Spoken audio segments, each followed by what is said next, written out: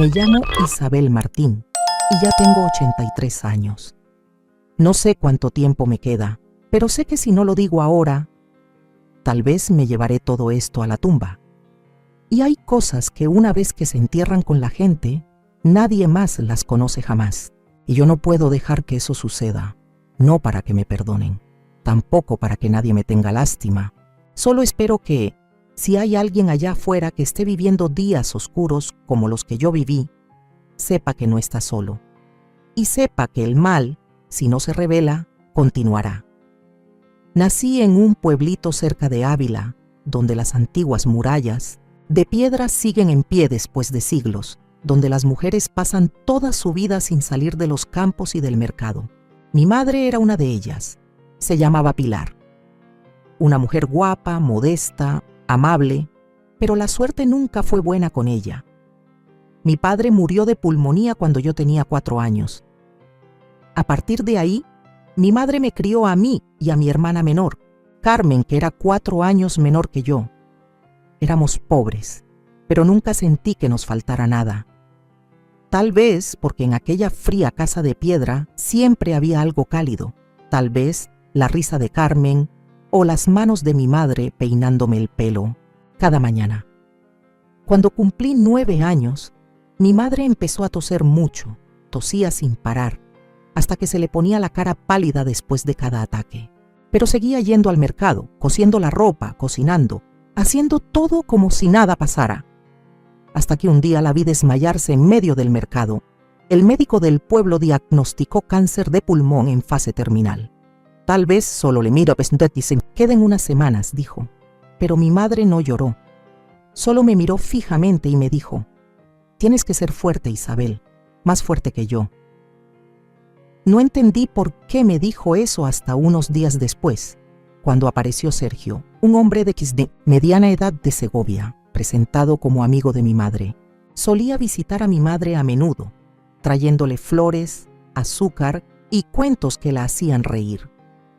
No me caía bien. Había algo en su mirada, en la forma en que nos miraba a Carmen y a mí, que me hacía sentir incómoda. Pero mi madre tenía esperanza. Una familia completa con padre y madre nos hará más felices, dijo. Menos de 2 meses después se casaron. La boda fue sencilla, con pan negro y sidra. Sergio prometió que nos cuidaría como a sus propios hijos, pero incluso una niña de 10 años como yo entendía que las promesas son más frágiles que un vaso de cristal. Al principio parecía amable, especialmente delante de mi madre, pero me di cuenta de que a menudo llegaba tarde o susurraba por teléfono cuando mi madre no estaba en casa. Un día le oí discutir con alguien fuera, con voz áspera. Voy a pagar, pero dame más tiempo. Ya casi me llega la mercancía. No entendí, pero mi instinto me decía que algo andaba muy mal. Cuando mi madre murió, justo un mes después de la boda, lo vi aliviado. Ni una lágrima, ni una palabra de consuelo para mí ni para Carmen. Solo se preocupó de llamar a alguien para que se llevara el resto de sus cosas. Y luego desapareció durante todo el día. Empecé a tener miedo. Miedo al silencio en la casa sin mi madre, miedo a la mirada fría de Sergio y miedo al vacío en mi corazón. Unos días después del funeral, una mañana fría, me llamó temprano. Sígueme, dijo. Le pregunté a dónde íbamos, pero no respondió. Solo me puse el viejo abrigo de lana de mi madre y lo seguí en el carruaje. Atravesamos caminos brumosos, salimos del pueblo, entramos en el bosque y llegamos a una extraña cabaña de madera junto a la colina. En la puerta, una mujer mayor, vestida de negro, esperaba. Nadie sonrió. Nadie nos presentó. Sergio puso la mano en mi hombro, un poco más fuerte de lo normal. Es un poco terca, pero sabe lo que hace. Puedes empezar esta noche. Me volví con los ojos muy abiertos. Papá, ¿qué estás diciendo? Pero no me miró. La mujer le metió en la mano un fajo de billetes. Sergio los contó cuidadosamente y asintió. Papá, por favor, no quiero quedarme aquí. No me dejes. Me aferré a su abrigo, gritando hasta que me quedé sin voz. Pero me quitó la mano, dedo a dedo. No dijo nada, solo subió rápidamente al carruaje, cerró la puerta de golpe y se marchó, dejándome sola entre dos extraños y la pesadilla que comenzó entonces. Me quedé en el rocío de la mañana, con las manos temblorosas por el frío y el miedo. Beit, mujer, me miró como si fuera una mercancía que se entrega. Dijo, ¿tu nombre? No respondí asfixiada. Me abofeteó. ¿Tu nombre? Isabel, dije, casi en un susurro. ¿Isabel qué? Isabel Martín. Asintió. Entró en la casa. Cuando la puerta de la cabaña se cerró de golpe tras de mí, supe que ya no volvería a ser una niña. La mujer que me recibió ese día no sonrió, no preguntó, no me llamó por mi nombre. Solo gritó, arriba, habitación número 6, silencio, no mires a tu alrededor. Una voz seca, como si yo no fuera una persona, sino una mercancía entregada con retraso.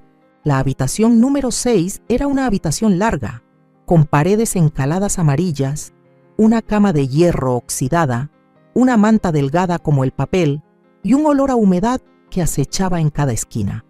En la habitación había casi 10 personas, ninguna mayor de 16 años. Nadie me habló. No hubo preguntas ni saludos, solo miradas vacías y un silencio pesado hasta el punto de asfixiarse. Me senté en la cama junto a la ventana, tratando de mantenerme despierta. Esa noche no pude dormir. El crujido de la cama, los jadeos por las pesadillas, la persona que lloraba en silencio al otro lado de la habitación, todo como agujas que me clavaban en el pecho. No entendía qué era este lugar, pero estaba segura de que no era la escuela como me había dicho mi padrastro. A la mañana siguiente, antes de las 6, la puerta se abrió de golpe.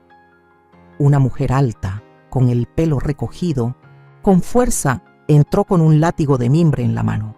¡Arriba! ¡Hacer fila!, gritó. Después supe que se llamaba doña Teresa, la directora del centro.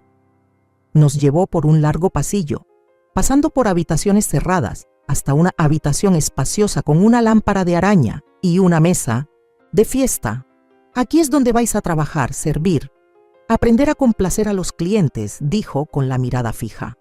A partir de hoy os formaremos para que os convirtáis en señoritas adecuadas. Me estremecí al oír la palabra formación. Algo iba muy mal.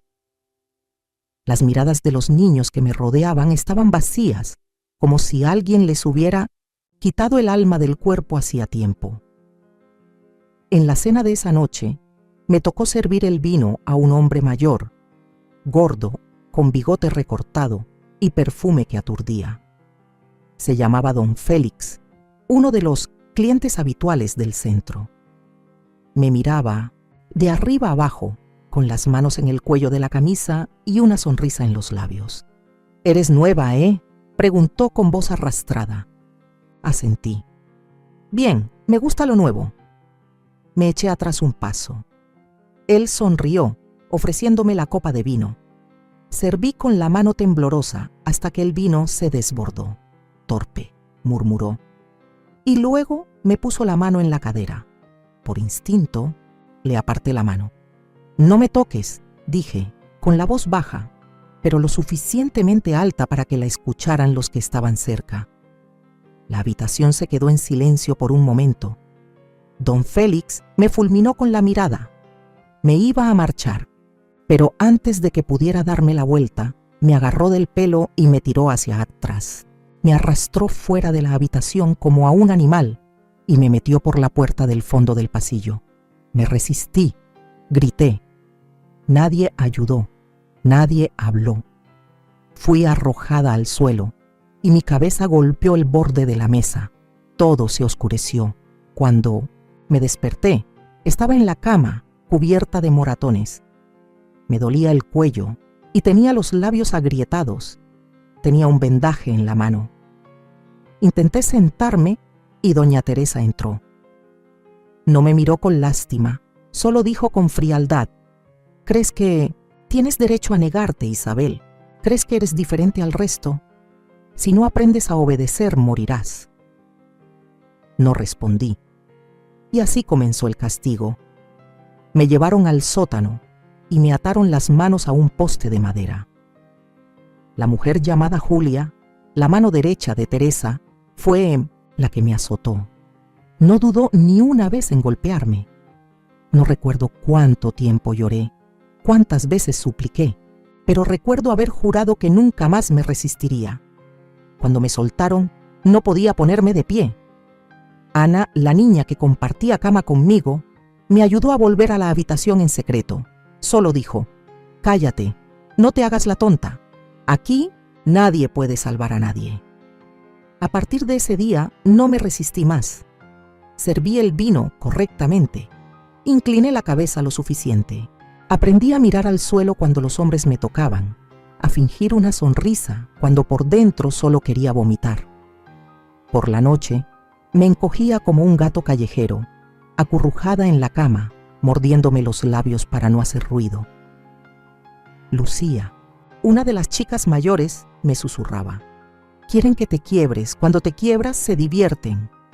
No quería romperme, pero ya me había roto. Empecé a salir de mi cuerpo cada vez que me llevaban a la sala. Imaginaba que estaba en el campo, bajo la nieve. Imaginaba las manos de mi madre peinándome el pelo, el olor a pan quemado en la cocina. Imaginaba un mundo diferente, donde aún me llamaran por mi nombre y me preguntaran si estaba cansada hoy. Cada vez que me tocaban, solo repetía una frase en mi cabeza: «Yo no estoy aquí, yo no soy esto». Era la única forma de sobrevivir, de mantener una parte del alma que no me robaran. En aquella habitación silenciosa, solo Ana y Lucía eran los dos rayos de luz que quedaban. Ana me ayudaba a curar los moratones y en secreto me ponía migas de pan en la almohada en las noches que no comía. Lucía, fuerte y perspicaz, me enseñó a aguantar el dolor, a esconder zapatos debajo del suelo de la habitación, a reconocer qué noches había muchos clientes y en qué noches podía refugiarme en el baño unos preciosos minutos más. Una vez, cuando derramé vino sobre el abrigo de un cliente, me quedé paralizada por el miedo, pero él solo sonrió y dijo: «No te preocupes, eres nueva». Me acarició el pelo. Yo sonreí, una sonrisa sin alma como tantas otras, pero en mi cabeza estaba gritando. No sé cuánto tiempo viví allí, no había calendario, no había tiempo, solo había noches y días y heridas que se encadenaban. Hasta que un día, mientras fregaba el suelo, Lucía se acercó y susurró: «Si tienes la oportunidad de escapar, ¿te irás?». La miré durante mucho tiempo, sin decir nada. Luego asentí. Lucía sonrió, el tipo de sonrisa que nunca había visto en nadie de aquella casa. Entonces, a partir de hoy, dijo, tienes que aprender a respirar de nuevo. Después de ese día, cada uno de mis pasos en esa casa ya no eran los de alguien que solo quería sobrevivir. Eran pasos que contaban. Lucía tenía razón. Tenía que aprender a respirar de nuevo, no para vivir, sino para encontrar la salida. Lucía empezó a enseñarme pequeñas cosas que parecían insignificantes. Cómo distinguir los pasos de los guardias nocturnos, cómo forzar las bisagras de la ventana sin hacer ruido, cómo esconder un trozo de cristal roto en el dobladillo de la falda. No pregunté por qué sabía todo eso, solo aprendí. Aprendí rápido, aprendí en silencio. Cada noche, cuando todos se dormían, o mejor dicho, fingían estar dormidos para olvidar la realidad, nos susurrábamos información. ¿Qué hora se abría la puerta trasera hoy? ¿Cuántos guardias había? Si el tubo de agua de la cocina era lo suficientemente ancho para que pasara una persona. Así, pieza por pieza, se fue formando un mapa en nuestra mente, un mapa que conducía a la libertad. Pero la libertad, para personas como nosotras, nunca es fácil. Nuestro plan era escapar en una noche de invierno. Hacía mucho viento, llovía, mucho. y había un grupo grande de clientes invitados, por lo que la mayoría del personal estaría ocupado atendiéndolos. Ana y yo fingiríamos que nos dolía el estómago para que nos llevaran a la habitación antes. Lucía, que estaba en la cocina ese día, aprovecharía para cortar la electricidad temporalmente en el pasillo oeste, donde no había cámaras en la puerta trasera. Todo estaba calculado. Correríamos hacia el campo, hacia el camino que conducía al borde del bosque, donde Lucía dijo que había una casa abandonada. Recuerdo la sensación en mi pecho esa noche. No era miedo, era esperanza. Un poco de esperanza demasiado grande para mi pequeño cuerpo en ese momento. Pero olvidamos una cosa. La esperanza es algo que la oscuridad siempre sabe aplastar. Todo salió según lo planeado, hasta que Ana fue descubierta intentando abrir la puerta de la cocina para coger la llave de repuesto. Julia la atrapó. Ella gritó. La alarma sonó por toda la casa. Lucía y yo corrimos, no miramos atrás, pero los pasos que nos perseguían fueron más rápidos. La puerta de atrás estaba cerrada. No pudimos subir por el desagüe como habíamos planeado. Lucía intentó empujarme hacia adelante, pero un brazo me agarró el pelo y me tiró hacia abajo. Me arrastraron de vuelta como a un animal. Y a Lucía solo vi su mirada por un segundo, una mirada que se volvió hacia mí, que no era de miedo ni de ira, solo de una cosa, perdón. Nos separaron. No volví a ver a Lucía en más de un año, y a Ana oí decir que la trasladaron a otro sitio. Los que no saben comportarse serán enviados al campamento base, dijo Julia. No me atreví a preguntar dónde estaba el campamento base. Me encerraron en una pequeña habitación sin ventanas, sin cama, sin luces. Solo me sacaban una vez al día para comer e ir al baño, bajo la supervisión de 2 personas. Todas las noches me pegaban. No mucho, solo lo suficiente para recordarme que estaba equivocada. Cada vez que la vara de madera me golpeaba la espalda, apretaba los dientes para no llorar. Pero en mi corazón algo se rompía en pedazos. A veces pensaba, si muriera ahora, tal vez sería más fácil. Empecé a hablar conmigo misma en la oscuridad, a hacerme preguntas sin sentido. Recordé la voz de mi madre, el pelo de Carmen, los besos en la frente de mi abuela cuando era pequeña. Recordé el olor a pasteles en invierno, la primera vela de cumpleaños de mi vida, las campanas de la iglesia del pueblo todos los domingos por la mañana. Los pequeños recuerdos se convirtieron en lo único que me ataba al mundo. 31 días después, me soltaron. Estaba seca como una rama. Tenía moretones por todas partes y el pelo se me caía a mechones. Pero estaba viva. Y ya no era yo. No hablaba. No miraba a nadie. No reaccionaba. Hacía todo lo que se me pedía. Me levantaba temprano, trabajaba, servía. No respiraba demasiado fuerte. Me convertí en parte de la casa, una sombra sin alma, una marioneta perfecta, pero cada noche me susurraba en mi mente: Lucía no está muerta, habrá otra oportunidad, hay que vivir, hay que esperar. Y luego, un día, en la primavera del año siguiente, la puerta de la habitación se abrió y Lucía entró. Estaba delgada, demacrada, pero con los ojos ardiendo como antes. No corrí a abrazarla, no lloré, solo la miré y asentí. Ella también asintió. Empecé a sentir algo inusual en mi cuerpo unas semanas después del regreso de Lucía. Al principio, solo fueron náuseas leves por la mañana, cansancio constante y dolores sordos en la parte inferior del abdomen. Intenté ocultarlo, intenté pensar que era solo una consecuencia de los meses que pasé encerrada y maltratada. Pero mi cuerpo, aunque destrozado, aunque exhausto, seguía enviando señales claras. Estaba embarazada. No se lo dije a nadie. Hasta que mi barriga no pudo ocultarse, doña Teresa se dio cuenta, pero contrariamente a lo que temía, no se enfadó. Ella sonrió. La primera sonrisa que vi de ella, pero fue lo que me dio más escalofríos que los golpes de la vara. La chica es valiosa, dijo a Julia con los ojos fijos en mi vientre. Buena sangre, blanca, pelo negro, nariz respingona. A la gente le gustan así. No entendí en ese momento, pero escuché una frase que me dejó paralizada. Vendida. ¡Al extranjero! Grité, lloré. Me arrodillé para pedir que me dejaran tener a mi hijo. Dije que haría cualquier cosa.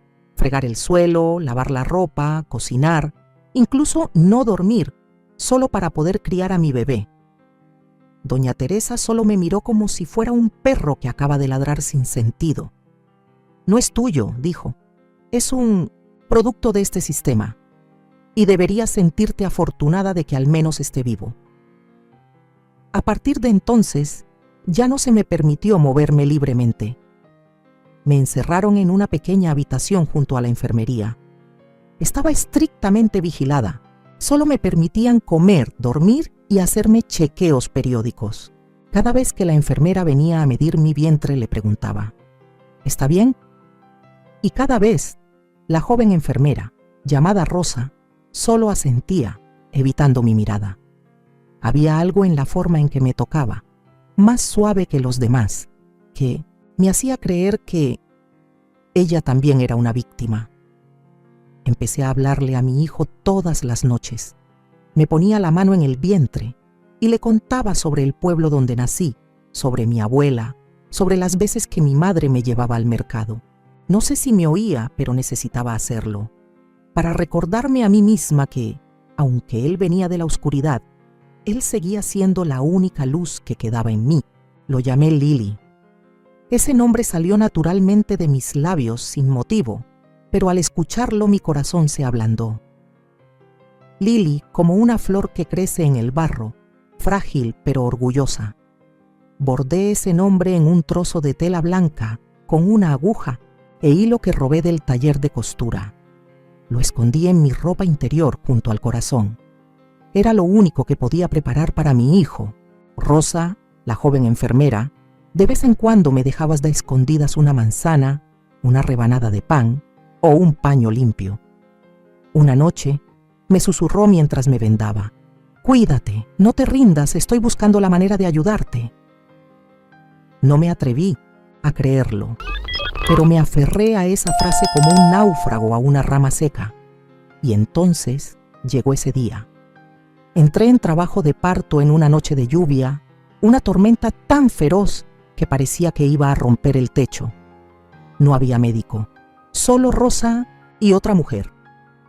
El dolor llegó repentinamente, tan intenso como 1000 cuchillos cortándome el vientre. Sangré, me desgarré, creí que iba a morir, pero no morí.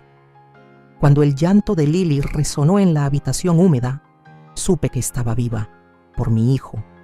Rosa puso al bebé en mi pecho por menos de 1 minuto. Vi sus ojos cerrados, sus pequeños labios apretados, su piel todavía manchada de sangre, pero su corazón latía fuerte como si intentara decirme, «Mamá, estoy aquí». Susurré, «Lily, eres mía, te protegeré, a toda costa». Pero unos segundos después, la puerta se abrió de golpe. Julia entró con 2 hombres desconocidos. Uno llevaba un papel, el otro una toalla blanca. Abracé a mi hijo con fuerza y grité, «No, por favor, se lo ruego. Déjenmelo, no necesito nada, solo a él». No dijeron nada. Me arrebataron al bebé, rápido y brutalmente como ladrones. Él lloró. Yo también lloré. Grité hasta que me quedé sin voz. Me revolví como un animal arrancado de su cría, pero nadie respondió. El llanto de Lily se desvaneció. La puerta se cerró de golpe y me desmayé. Cuando desperté, estaba sola en la cama de hierro. Leí. Sangre seguía manchando el suelo. Mi vientre estaba vacío. Mi pecho dolía como si me lo hubieran cortado. Doña Teresa entró. En la mano tenía un papel.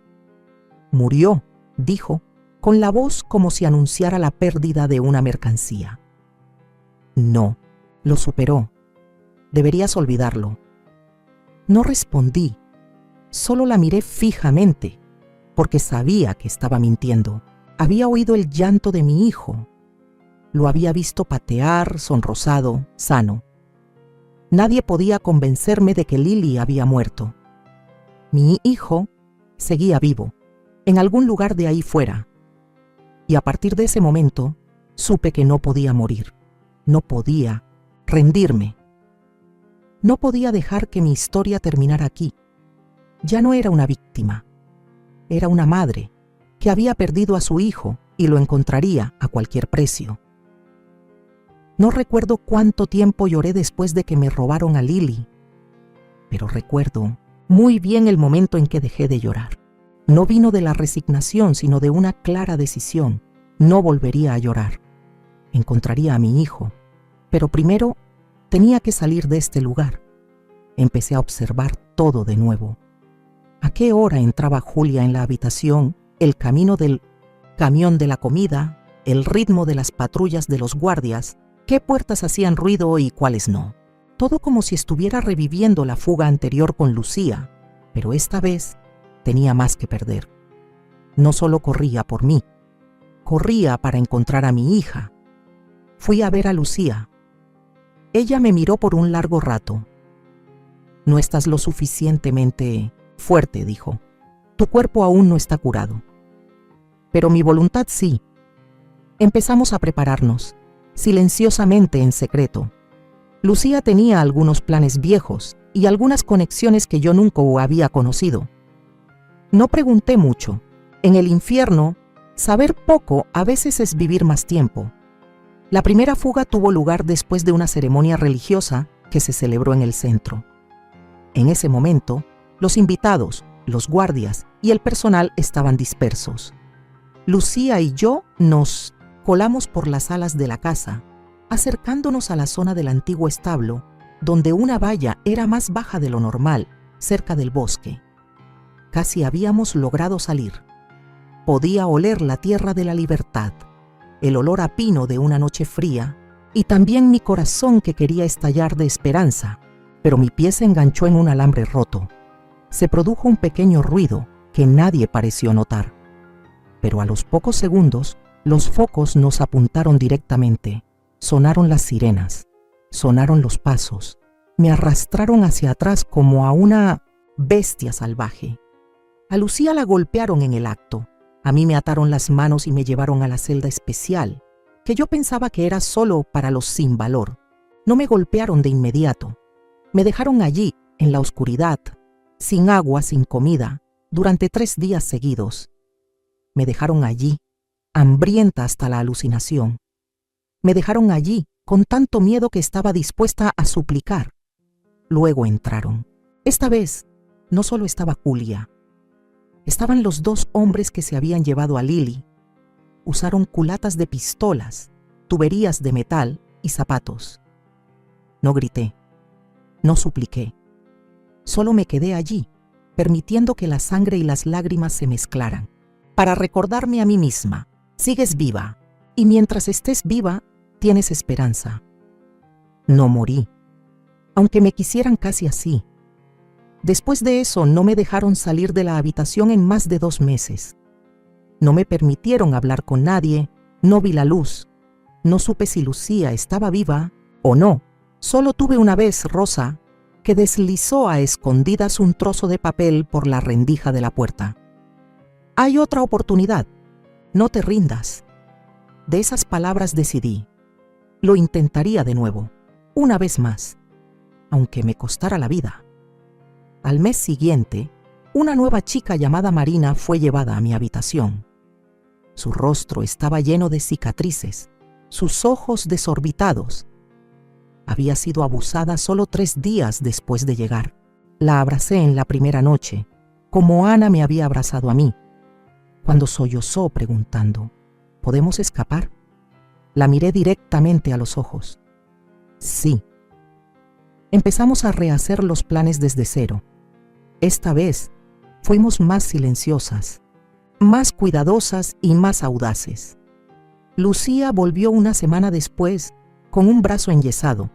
No pregunté qué había pasado, solo la abracé. Asintió. ¿Estás lista? Estábamos listas.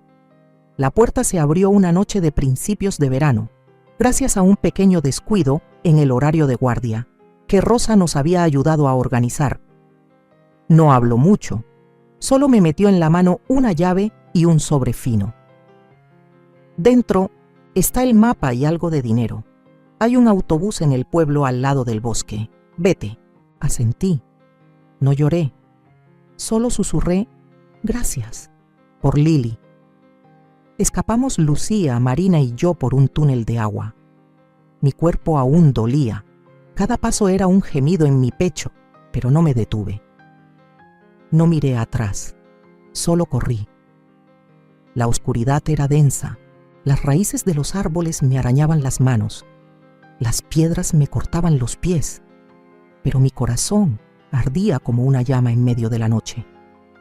Salimos del bosque antes del amanecer. El cielo era gris azulado, el olor a tierra húmeda, como un saludo del mundo libre.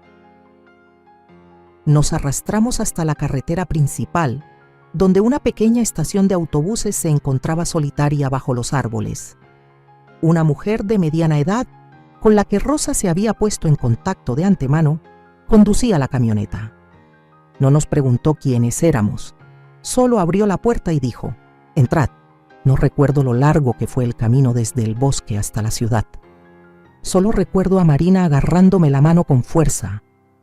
Lucía se durmió en mi hombro, por primera vez sin soñar con pesadillas. Había escapado. Estaba viva. No había encontrado a mi hijo, pero había escapado del infierno.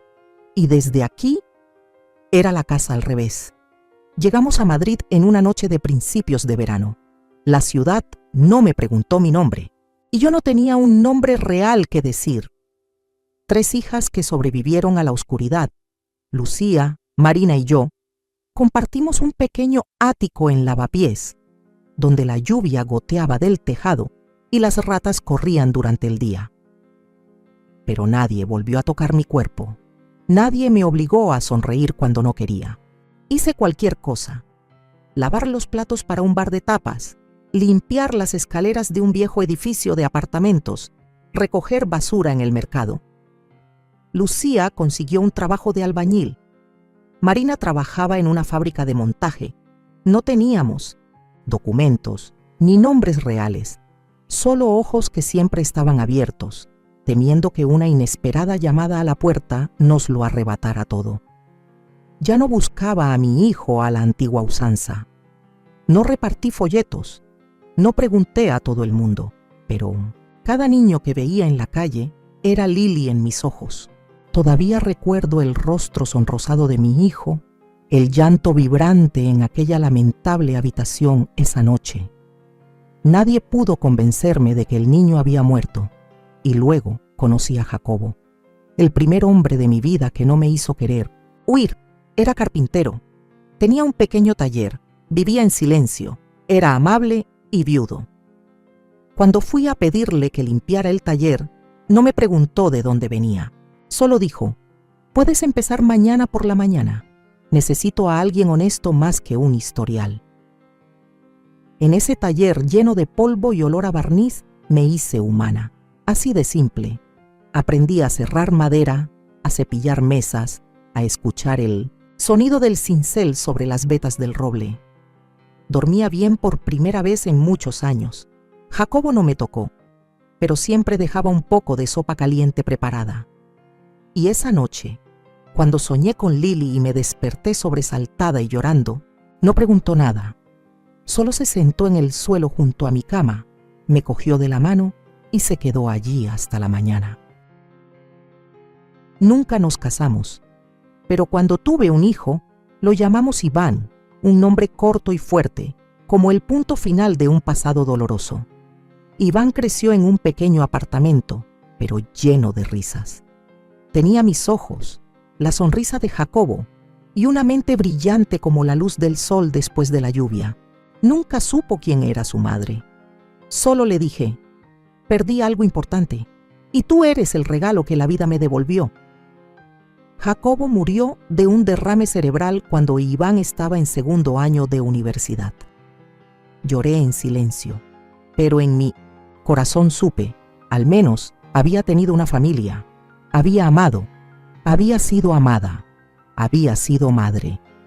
En los años siguientes, Iván se mudó, se hizo ingeniero y tenía un trabajo estable. Todos los fines de semana me visitaba. Un día me dijo: «Mamá, estoy saliendo con una chica maravillosa, se llama Lili». Me quedé aturdida. Ese nombre era como una cuchilla que atravesaba la cicatriz cicatrizada. Lili. Ella. ¿Quiénes son sus padres? Si quieres saber, sonrió Iván, puedo invitarla a cenar. Asentí, con el corazón en un revoltijo. Hay mucha gente con el mismo nombre, me dije a mí misma. ¿Mi Lili estaría viva? Pero estaba equivocada. 3 semanas después, un hombre llamó a mi puerta. Educado, de porte tranquilo, se presentó como Rodrigo Díaz, un abogado de una organización que investiga la trata de personas. Siento venir sin avisar, señora Isabel Martín, pero traigo una verdad que creo necesita saber. Me senté, abrió su maletín, sacó un expediente, una foto. Su hija, la bebé que le quitaron de las manos la noche del 2 de junio de 1971, sigue viva. Hemos rastreado los documentos falsos, la información de nacimiento modificada y hemos comparado el ADN de una muestra genética en el Banco de Datos Internacional. No podía respirar. Mis ojos se nublaron al ver la foto de la joven que sonreía, junto a un hombre.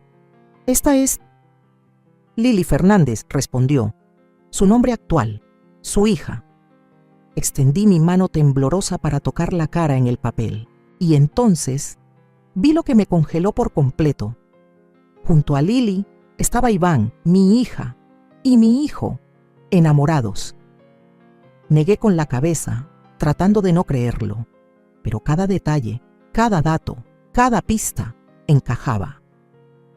Lili había sido vendida a una familia adinerada, criada en una mansión de Segovia, sin saber que había nacido en el infierno. «No», exclamé, «no puede ser.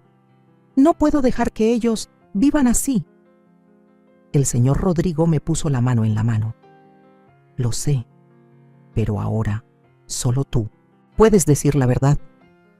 Me desplomé en la silla, sintiendo que la tierra se agrietaba bajo mis pies. No había palabras para expresar ese sentimiento. No era solo conmoción, era horror, era culpa hasta los huesos, era el destino retorciendo todo en la máxima tragedia. Había vivido toda mi vida para encontrar a mi hija, y al final, cuando la encontré, yo era quien tenía que romper el pequeño y feliz mundo que tenía. Había pensado que había soportado los golpes más brutales de mi vida, pero nada, ni la tortura, ni el hambre, ni esas noches de desesperación podía compararse con el momento en que tuve que decirles a mis hijos que eran hermanos. Había soñado con el día en que volvería a abrazar a mi hija, pero no de esta manera. No para arrebatarle su felicidad, para truncar su vida con una verdad imperdonable. Me quedé toda la noche, esperando a que Iván regresara. No sabía por dónde empezar. Solo sabía que el silencio lo mata todo. Ya había estado en silencio durante demasiado tiempo. Cuando Iván abrió la puerta, sus ojos brillaban. «Mamá, tengo buenas noticias. Lili ha aceptado mi propuesta. Nosotros…» Lloré. No lloré de emoción, sino porque mi corazón parecía estallar en 1000 pedazos. «Iván, siéntate», susurré. «Necesitas saber la verdad». Se lo conté todo. Desde que mi madre murió, me vendieron, me encerraron, me torturaron, me quedé embarazada, tuve a Lili y luego la perdí. Le mostré la foto, el certificado de ADN, la prueba de Rodrigo. Iván se quedó en silencio. Nunca lo había visto así. Se le congeló todo el cuerpo, apretó los labios y sus ojos se abrieron como si no pudiera creerlo. «No, mamá, estás mintiendo. ¿Cómo es posible? Lili…» Lily es tu hermana, dije ahogada. Ella es la hija que perdí y ahora tú eres su marido. La silla cayó al suelo. Iván se levantó y retrocedió como si yo fuera un monstruo. No, esto es una broma macabra, ¿verdad? Grité. No hay nadie macabro aquí más que aquellos que se la robaron a su madre. Iván golpeó la pared. Sus ojos estaban inyectados en sangre. La amo, yo. ¿Cómo puedo? Lo abracé, pero me apartó. Necesito salir, necesito respirar. Y se fue. Me desplomé en el suelo como si mi propia alma hubiera sido aplastada. Lo había arruinado todo, pero no tuve elección. A la mañana siguiente, Lily vino. La recibí en silencio. Vi a mi hija, adulta, guapa, amable, y mi corazón se apretó a cada latido. Ella sonrió, extendió la mano. Señora Isabel, ¿está Iván en...? Le cogí la mano.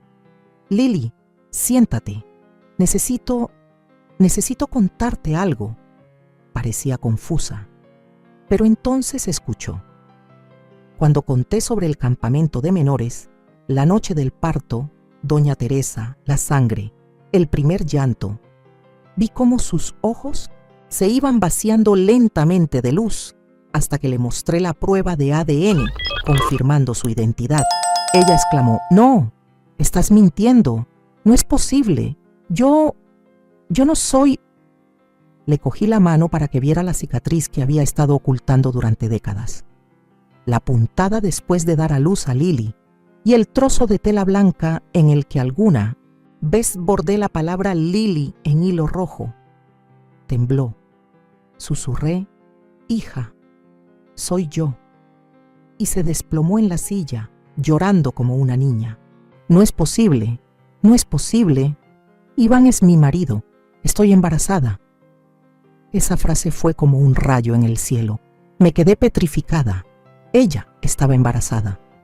Lily, embarazada del hijo de la relación inconsciente de dos hermanos.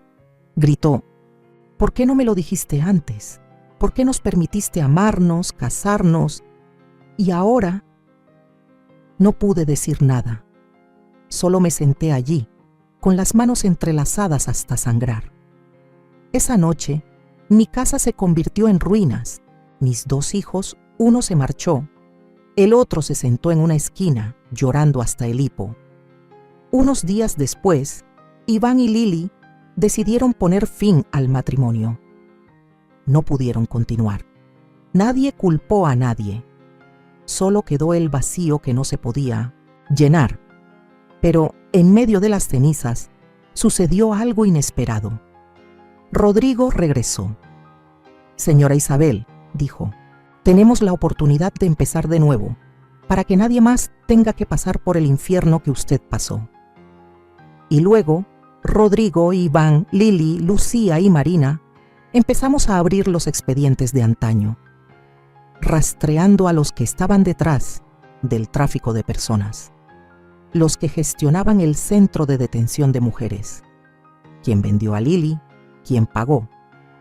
La red no estaba muerta, solo estaba escondida. Empezamos a levantar cada piedra, cada nombre, cada documento falso, y me di cuenta, la verdad, por aterradora que sea, tiene que vivir. No para destruir, sino para sanar. Cada mañana me despertaba y me decía, esto no es una pesadilla, esta es la realidad, y tenemos que seguir adelante. Iván y Lily se mudaron, viviendo en dos extremos de la ciudad. Ya no eran marido y mujer, y no podían ser hermanos de verdad. Estaban entre dos mundos, incompletos en ninguno de ellos. A pesar del rompimiento, ambos siguieron buscando la verdad juntos. Rodrigo, con décadas de experiencia en la investigación de la trata de personas, reabrió el caso con los documentos que habíamos recopilado durante muchos años. Lucía recordó exactamente cada nombre, cada rostro que apareció en el campamento. Marina encontró el cuaderno de una víctima desaparecida, donde estaban escritos muchos domicilios y transacciones.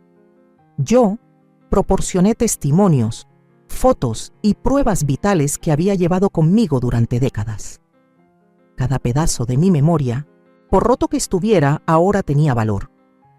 El primer nombre que apareció fue Antonio Fernández, el hombre que me desgarró de mi propio cuerpo y dejó atrás a Lili. Había muerto hacía muchos años, pero Santiago Fernández, su hijo, seguía vivo y continuaba la carrera de su padre, ocultándola bajo la apariencia de un exitoso empresario y político. Dirigía un sistema clandestino internacional, tráfico de mujeres del campo, bebés, de centros de salud, falsificación de certificados de nacimiento, venta al extranjero o a familias ricas del país. La red estaba conectada con jueces, policías, médicos, pedagogos. Todas las lagunas del poder fueron sobornadas. Rodrigo enfatizó: este ya no es un caso individual.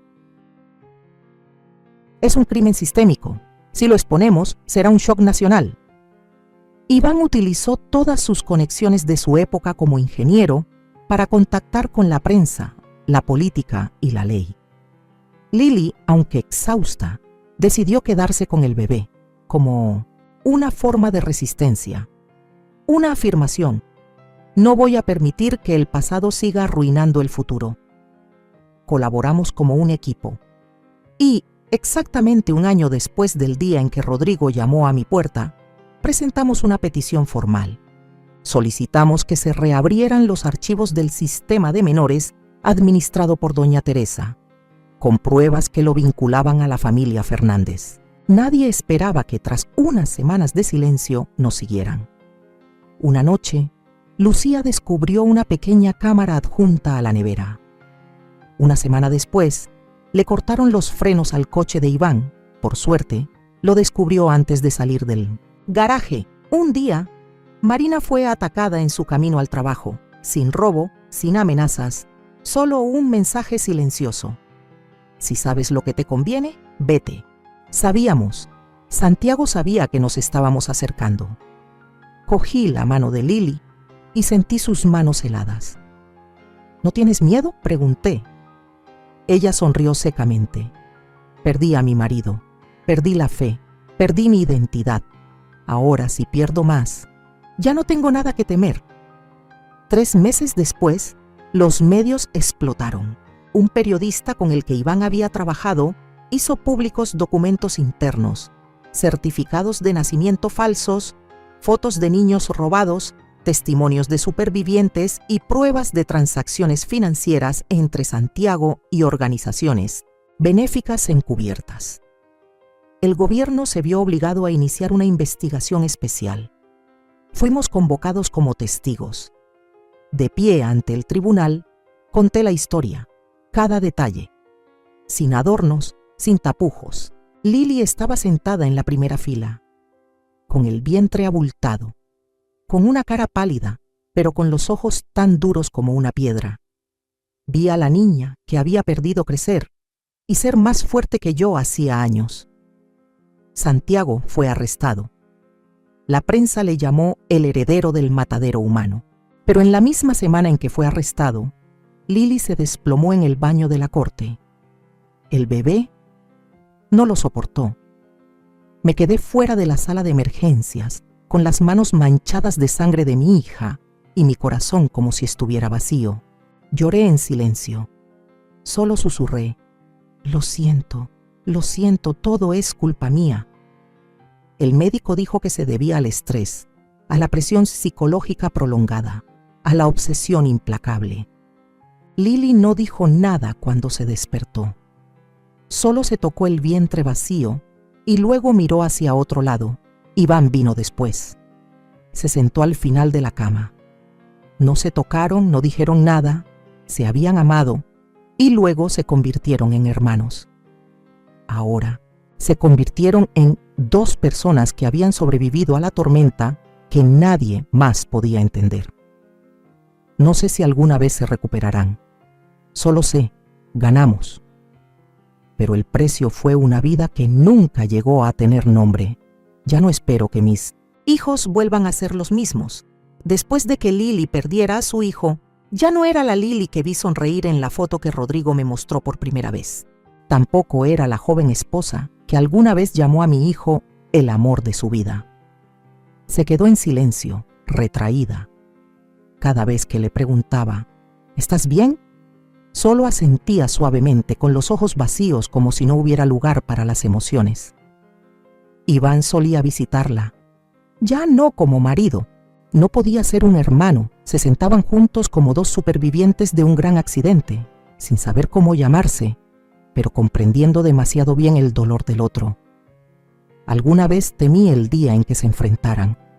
Ahora entiendo, afrontarlo es parte de la curación, no olvidando, sino viviendo juntos aunque sepa lo que pasó. Y entonces, una tarde de primavera, Lili dijo, «Quiero hacer algo, por los niños como yo». La miré con el corazón palpitante. Estaba volviendo, no para sonreír, sino para luchar. A la semana siguiente, Lili, Iván, Lucía, Marina y yo, junto con Rodrigo, nos sentamos alrededor de una vieja mesa en el antiguo taller de Jacobo.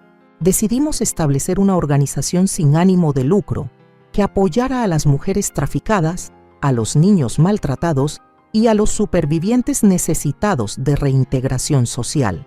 Lo llamamos Fundación Ana Lucía Lili, un nombre en memoria de las 3 hijas, que representan las 3 etapas de la supervivencia. Ana, mi primera amiga, que murió en el intento de fuga. Lucía, mi compañera en la oscuridad, que me ayudó a llegar a la luz. Lili, mi luz, que me fue arrebatada, pero se levantó. Empezamos casi sin nada, una pequeña habitación temporal, algunas mesas y sillas viejas, 3 carteles pegados con cinta adhesiva. Pero poco a poco las mujeres fueron apareciendo. Una que había sido engañada para ir a Italia, una chica que huyó de un burdel en Alicante, una madre que buscaba a su hijo desaparecido desde 1992. Llegaron no porque creyeran que éramos poderosos, sino porque habíamos estado allí. Éramos ellas. Lili no hablaba mucho, pero se quedaba en el centro todos los días, preparando comidas, escuchando, sosteniendo las manos. Solo eso, y para muchos, eso fue un milagro. Yo también empecé a contar mi historia por primera vez en público. Ya no me escondía detrás de nadie. Ya no me escondía en mis recuerdos. De pie sobre un tablado de madera sin pulir, hablé de la habitación donde nació Lili, sobre el pañuelo que bordé con su nombre, sobre el primer llanto y el vacío que siguió durante 30 años. Ya no tenía miedo, ya no me avergonzaba, solo quedaba la verdad. Y entonces, algo extraño sucedió. La gente no se dio la vuelta, se pusieron de pie, siguieron contando. Cada historia fue como quitarle una piedra al pecho colectivo. Empezamos a rescatar a los supervivientes, pero también a nosotros mismos. Iván volvió a trabajar como ingeniero, pero los fines de semana ayudaba a mantener el centro, enseñando a los niños a arreglar bicicletas, a instalar lámparas de mesa y a instalar viejas impresoras. Cada vez que lo miro, ya no veo a un niño nacido de la desgracia. Veo a un hombre que sabe cómo levantarse de la verdad. Lili sigue viviendo sola. No se relaciona con nadie nuevo, pero cultiva macetas de lirios blancos en el alféizar de la ventana. No pregunto, solo miro y entiendo. Hay dolores que nunca sanan, pero tampoco necesitan sanar para poder seguir viviendo. He dado un largo rodeo para volver al punto de partida. La gente suele decir que el tiempo cura todas las heridas. No estoy seguro de que eso sea cierto, pero sé que hay cicatrices. Si no vamos a mirarlas de frente, a tocarlas, a nombrarlas, entonces siempre serán heridas sangrantes en nuestra alma. Y por eso decidí regresar. No se lo dije a nadie, solo dejé una nota a Lili. Necesito un día para mí. Alquilé un coche y conduje sola. Una anciana de casi 80 años, sola, de camino a un lugar donde todos me aconsejaban que dejara descansar el pasado. No tenía intención de despertar el pasado, solo quería despedirme de la forma correcta. El terreno donde solía estar el centro para chicas problemáticas es ahora un páramo. La maleza lo ha cubierto todo. Las paredes se inclinan. La puerta de hierro oxidada cuelga flojamente como una dentadura postiza. Caminé lentamente, cada paso con un bastón que emitía un toc, toc, como el latido de un corazón viejo resonando, en un cuerpo que alguna vez fue encerrado, golpeado, obligado al silencio. Recorrí cada habitación en ruinas. Aunque las paredes se habían derrumbado, el suelo estaba destrozado. Todavía recordaba claramente dónde solían haber llantos nocturnos, donde Ana me abrazó, donde Lucía dibujó un esquema de escape con carbón en la pared, donde yo me arrodillé, con sangre mezclada con líquido amniótico, dando a luz a Lili entre el dolor y el miedo. Me detuve allí y saqué de mi bolsillo algo que siempre había conservado durante décadas. El pañuelo bordado con la palabra Lili. Alguna vez estuvo en mis manos, en la cama rota, la noche que se llevaron al bebé. Mi madre bordó mi nombre cuando tenía 3 años. Yo bordé el nombre de Lili cuando tenía 17. Un círculo de mujeres silenciadas. Puse el pañuelo sobre el ladrillo que quedaba intacto. Hacía viento suave. No llovía, no hacía sol. Era solo una mañana desnuda, tal como era. No lloré. Solo cerré los ojos y susurré: hija, no naciste en la oscuridad. Te encendí una luz desde el momento en que soltaste tu primer llanto. Luego abrí los ojos, me levanté, me di la vuelta, no porque tuviera miedo, sino porque había terminado. Esa noche, cuando llegué a casa, Lili estaba sentada en el sofá con 2 niñas pequeñas, las 2 niñas que acabábamos de acoger de un rescate en la frontera. Ella levantó la vista. Yo asentí suavemente. Ella entendió, sin preguntar. Después de la cena, Iván trajo una pequeña caja de madera. Mamá, dijo, Lili y yo pensamos que era hora de guardar todo. Todo lo que has vivido, contado, escrito, lo convertiré en un diario hablado, para que si algún día nadie se atreve a creer en los documentos, en el papeleo, la gente pueda escuchar tu propia voz. Sonreí. Miré a mis nietas, Emilia y Clara, que estaban pintando en el suelo. No conocían palabras como tortura, trata de personas, violencia. Solo conocían el azul del mar y los girasoles. Espero que solo conozcan la libertad. Me acerqué, me senté y abracé a los 2 niños. Su pelo olía a jabón. Su piel era suave como un cielo que nunca había sido cubierto por la oscuridad. Son la prueba viviente de que todo lo que he pasado no fue en vano. Y les susurré a ellas y a todos los que lean mi vida: recuerda esto. El silencio nunca es una opción. Nadie tiene derecho a robar tu voz. Nadie define quién eres ni dónde reside tu valor. Incluso si el mundo entero te dice que te calles, cuéntalo. Cuéntalo hasta que nadie tenga que vivir la vida que yo viví. Soy Isabel Martín. Fui vendida, golpeada. Me robaron a mi hija. Me llamaron indigna de vivir. Ahora soy una madre, una narradora, una superviviente, y les dejo la luz.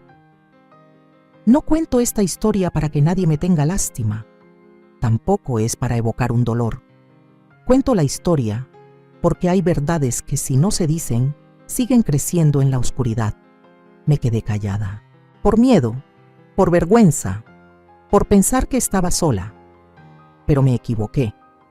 El silencio no salva a nadie. Solo protege al mal y asfixia a los que han sido lastimados. Si llevas una memoria dolorosa, un pasado en el que nadie quiere creer, por favor, no lo entierres para siempre. Puede que no estés listo para hablar, pero no olvides que la verdad puede perder su voz, pero nunca muere. Perdí mucho: familia, estatus, el hijo que nunca llegué a nombrar. Pero también recuperé lo más preciado: la libertad de hablar, para contar, para convertir el dolor en acción. Si una chica como yo, que fue vendida, encerrada, que pensó que no valía la pena vivir, aún puede levantarse, tú también puedes. Cuenta, sal a la luz, porque cuando una persona habla se puede salvar una vida, pero cuando cientos de personas hablan, un sistema cae.